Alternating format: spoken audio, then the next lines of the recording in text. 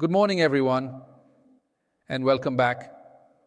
Today, we welcome Father Julián Carrón, whom we can never thank enough for his fatherhood. He has been accompanying us in this work on religious sense for a couple of years now.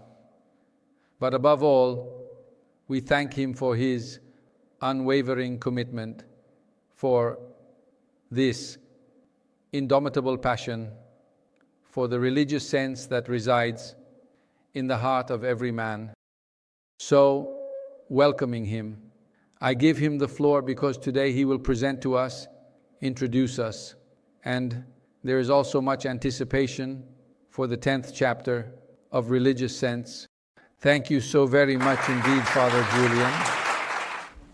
As we have heard in the previous songs, the dramatic nature of living is something that each person has in their very fibers, in what they experience. And so many times, this dramatic nature is expressed in ordinary people daily. For example, in songs and melodies. What is this dramatic nature? That day after day, time passes by. The road is always the same houses. Day after day, everything is the same life. And in the evening, one returns home slowly, feeling disappointed.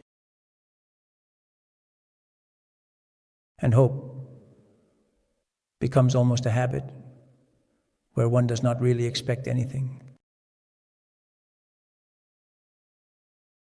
It is an expression in which many times each person can find themselves surprised in daily life.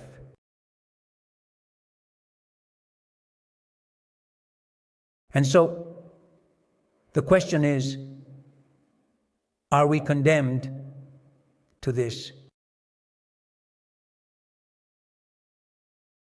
Or is there some other way to live life, the daily routine, day after day?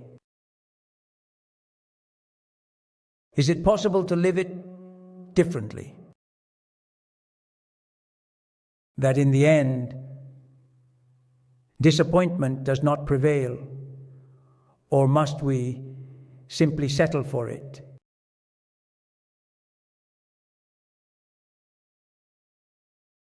In the journey we have taken, addressing the religious center, we have been able to see what we mean by religious sense.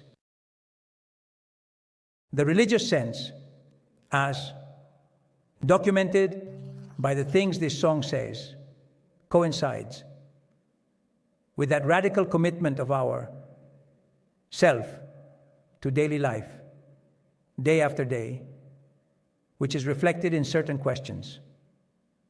But what is the ultimate meaning of existence? Why doesn't everything become a disappointment? Why is there pain, death? Why is it worth living in the end? Or what is reality made of, and for what reason?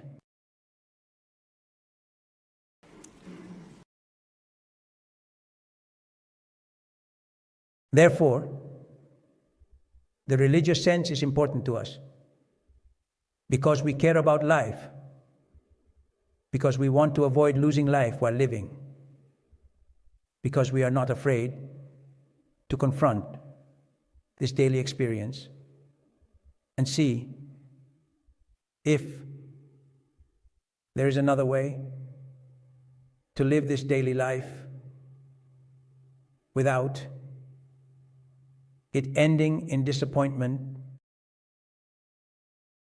For this reason, the religious sense coincides with this level of the human experience, with certain dramatic, inevitable emotions that one finds oneself facing. And if one even turns around and sees that everything conspires to silence this drama, then one almost feels a kind of shame. To have this ineffable hope.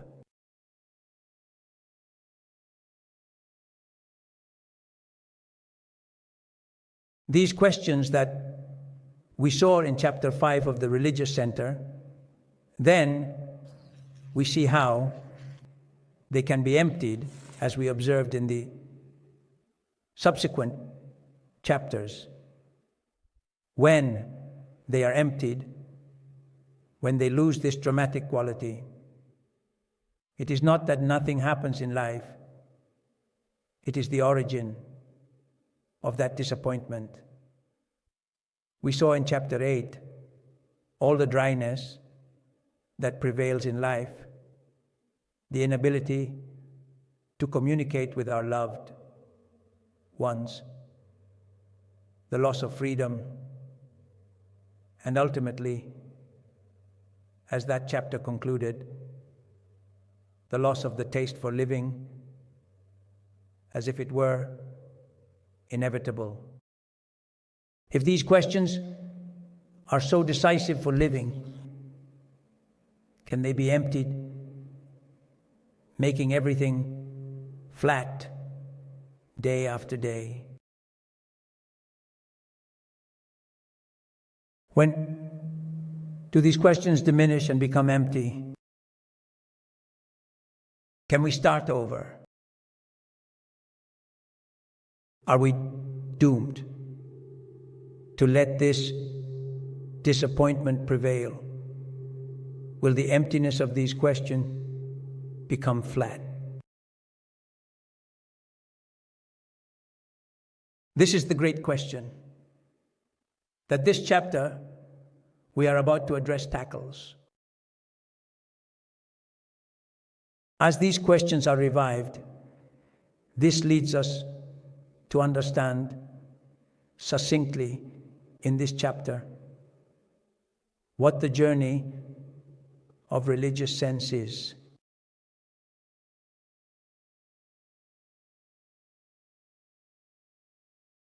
For this reason, Father Giussani, the author of the book, refers to this clear and distinct perception of the fact that the 10th chapter of the Religious Center is like the keystone of our way of thinking, of the manner in which we want to live reality, so that life does not become mere disappointment. This urgency is particularly relevant to an observation that has always struck me from a Spanish philosopher, Maria Zambrano, about our time. What is in crisis is this mysterious connection that unites our being with the real, something so deep and fundamental that it is our innermost sustenance. If the relationship with the real is so crucial, every day that it sustains us, when this is lacking, life becomes flat, empty, and disappointing.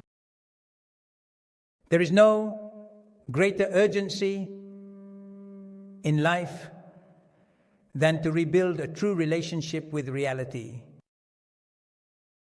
Do not flee from reality to find in dreams, as Lacanton said, which are merely dreams and cannot respond to the urgency of living.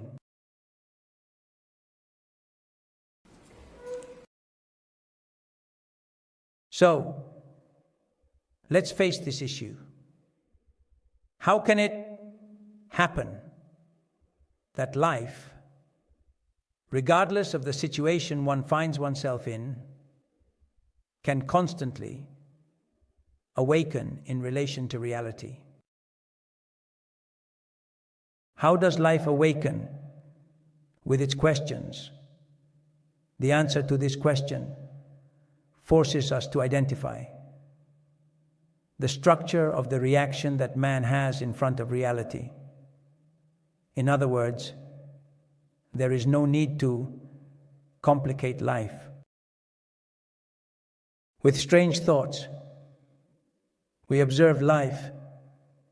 We observe how we react to reality. The cantons, like the one we just heard, say it very simply. Tell me something, girl. Are you happy in this world?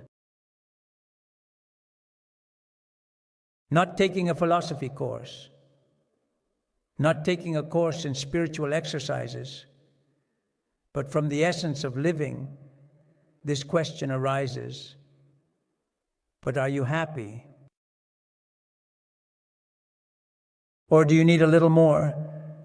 Is there something else you are looking for?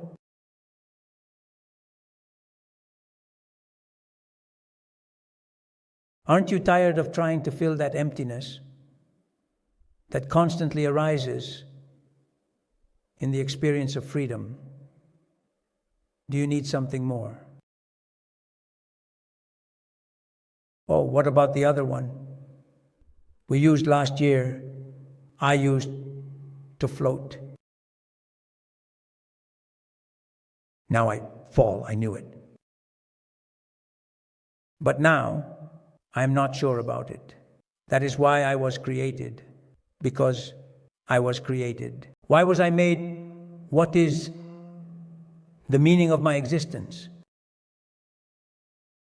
These are reactions that we encounter in reality, like last year, when I arrived in Grumello at the time of the reaction, and I find myself with someone who tells me about an episode that happened in the class I was supposed to attend. Because the boys, when they did not feel seen for that tension they have in their hearts, rebelled. And so I say to those who told me, now, let's address this, because I am interested in the fact that the kids can understand why we care about addressing the religious center, precisely so they can understand through the experience they have who they are. I went to class and asked them, but what did the fact that you didn't feel watched or listened to make you discover about yourselves?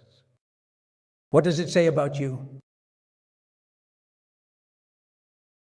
It means that you have a need to be loved, to be valued, to be heard, to not be invisible, which is not something you have stopped to think about. It has emerged from the experience of living. What does this say about you? Who are you? Then they understood that by observing themselves in action, they realized they had this urgency, just as each of us feels it. For this reason, if a person becomes aware of the factors that constitute their true nature by observing themselves in action, it is necessary to observe the human dynamics in their interaction with reality.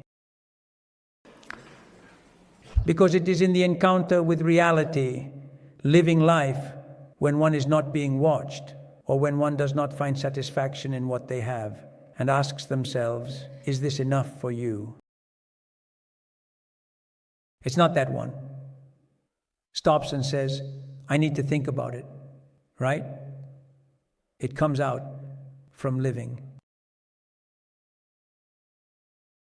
For this reason, an individual who has little impact with reality, as we read in this chapter, not because they have not had a struggle to live or to accomplish, will have a diminished sense of their own consciousness, a sense of what the absence within them is.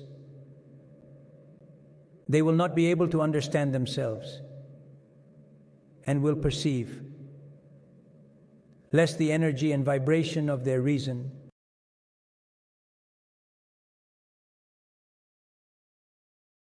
Therefore, one cannot enjoy life less, because when life is flat and then dry, as nothing truly interests us, life disappoints us.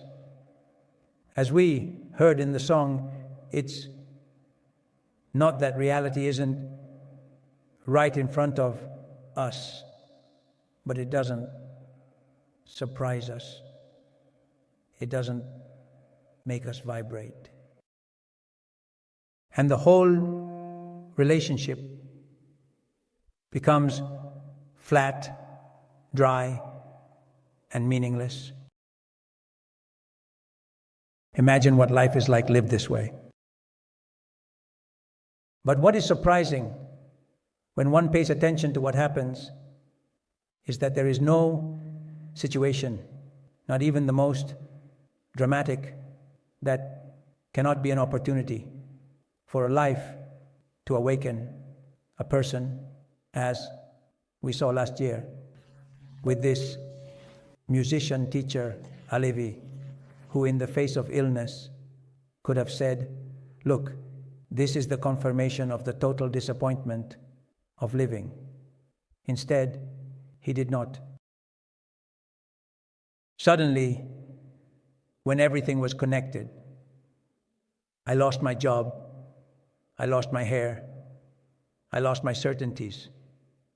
And when I discovered what hope I had, why? Because as if illness were not everything, it was the opportunity to realize the unexpected gifts that were right in front of me, but that I did not recognize, did not see. And so he, even in a hospital room, began to recognize that each individual is unique and unrepeatable. To feel all the gratitude for the beauty of things, of creation. Because he says, one cannot count the sunrises and sunsets that I have admired from that hospital room. And so, with recognition of the doctors, the nurses, and all those people who cared for him, all this provocation, instead of disappointment, has led her to realize everything as a gift. It's not that it changes reality. It could be the one that this person experienced in the hospital, or the daily one that I saw yesterday. But at a certain point, if one looks it in the face, it seems to explode with the fullness that we see in the testimony of this musician or many others. But I say, do we need to wait for such a dramatic event to awaken our humanity?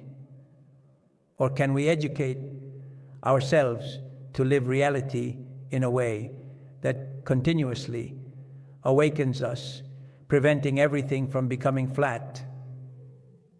This is the attempt that Father Giussani makes in this chapter. It is part of a provoking an imagination that everyone tries to create while I explain it. Imagine, I always told the kids that you are now coming out from your mother's womb with the consciousness that each of you has. And the first thing you find in front of you when you are there opening your eyes is Monte Bianco. What would be your very first reaction in front of the reality in which you find yourselves? Everyone agreed, the astonishment. One can't avoid being struck by this wonder in the face of reality. Then, I, who had told it so many times, explaining this chapter, one day, a Brazilian friend tells me that he had gone to northern Italy, to Tuil, to take a group of Brazilians and Mozambicans to a place, to Colle di San Carlo, from where they could see Monte Bianco. They were chatting as they walked, and this friend was thinking to himself that when we arrive at Monte Bianco, the place from where the spectacle can be seen, he would tell them to be a little quiet, to let us be struck by that show. They had barely arrived, and before he could say anything, everyone was left speechless, captivated by that beauty, by that spectacle that took them so much that it left them without words. Such was the grandeur of that reality. It was as if they had never seen anything like it. A group had lagged behind, and now when the others arrived, he thought he would tell them to keep quiet. The same reaction happened again. He couldn't say anything because as soon as they encountered that spectacle again, everyone fell silent, overwhelmed by the reality.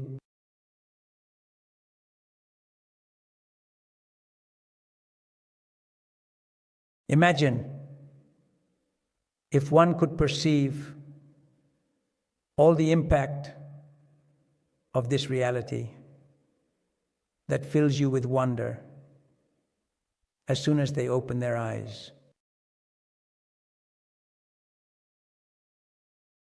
One just needs to realize that one asks oneself, but if I were to ask, how many of those of us here today listening to this were surprised this morning when they opened their eyes or when they found their loved one, a child?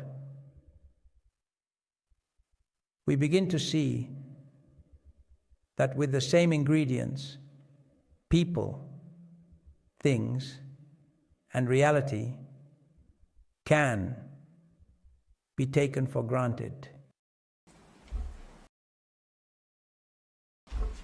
Once when I was explaining these things at the Catholic University, just after the first hour ended, a boy came up to the lectern and said to me, "Professor, I don't need to imagine, as you said, if I were to be born at this very moment and see reality, Why did it happen to me? How did it happen to you? Were you born now with the consciousness you have? Yes, because I had a car accident and was left in a coma. And then I woke up with the awareness that I had now. And he is absolutely right. Everything was new, everything was beautiful, everything struck you. Nothing was taken for granted. Like before, when I was used to seeing him. Why? Because before, having suffered from a coma, I couldn't take it for granted. But now, feeling it, I realize that for some days I have started to fade again, that the brightness of the flowers or the leaves or my face is beginning to diminish. Reality speaks to me less than when I regained consciousness after the coma.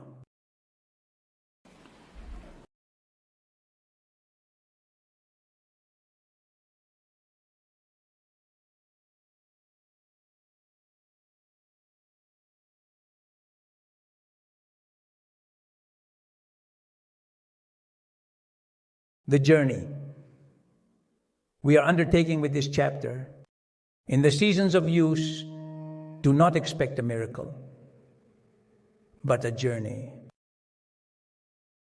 Because a miracle had happened to that boy there. It was as if he could see the answer to that question that Nicodemus had asked Jesus. But is it possible to be born again when one is old? And to be amazed as if it were the first time in front of things. Yes, it has happened to me. But after a while, it began to decline. And so it is surprising that despite this happening at a certain age, with the awareness one has as an adult, life, which makes no concessions, reveals our fragility to the point that things no longer astonish us. Everything becomes taken for granted. And for this reason, when this prevails in daily life, it is boredom. Because reality no longer tells you anything.